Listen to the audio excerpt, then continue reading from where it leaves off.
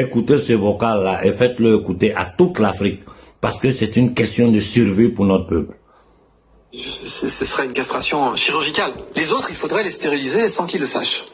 Pour atteindre les objectifs qu'il faut atteindre, c'est ça qu'il faut atteindre. Il faudrait une immunostérilisation de masse qui soit présentée comme autre chose. Il n'y a pas d'autre solution. Il faudrait une immunostérilisation de masse qui soit présentée comme autre chose. Si possible, en jouant sur les leviers de la bienveillance et de la solidarité. C'est pas quelque chose qu'il faudrait pas utiliser, mais ça devrait être présenté comme ça. Mais il faudrait surtout pas dire que c'est une stérilisation. Surtout pas. Et pour ne pas dire que c'est une stérilisation, il faudrait que ça fonctionne lentement. Il faudrait que ce soit une immunostérilisation qui prendra effet sur une demi-douzaine d'années.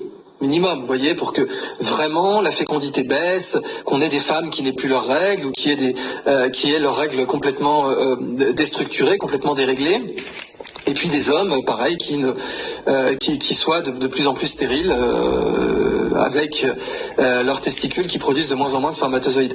Mais pour pouvoir le dénier, parce que vous avez compris que le déni plausible est essentiel, si vous voulez vraiment tuer 7 milliards de personnes, ou en tout cas faire en sorte que à l'horizon 2100, il y ait que 1,5 milliard de personnes sur Terre, il va falloir un déni plausible. Donc, si vous pratiquez l'immunostérilisation, l'immunovaccination, dont j'insiste, dont elle existe depuis longtemps et fonctionne très bien, il va falloir la cacher sous autre chose. Il va falloir avoir une excuse pour la pratiquer à si grande échelle et pour injecter des milliards de personnes, parce qu'il va falloir injecter, si vous voulez immunostériliser des milliards de personnes, il faut injecter tout le monde. Après, il y a plein de façons de faire ça en passant.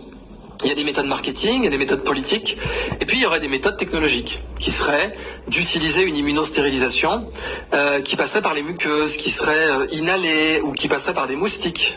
Ça a existé aussi. On a fait des stratégies d'immunostérilisation avec des puces sur les lapins. Donc on pourrait faire ça, propager des vecteurs. Bon, je ne vais pas finir parce que quand je parle moi-même souvent,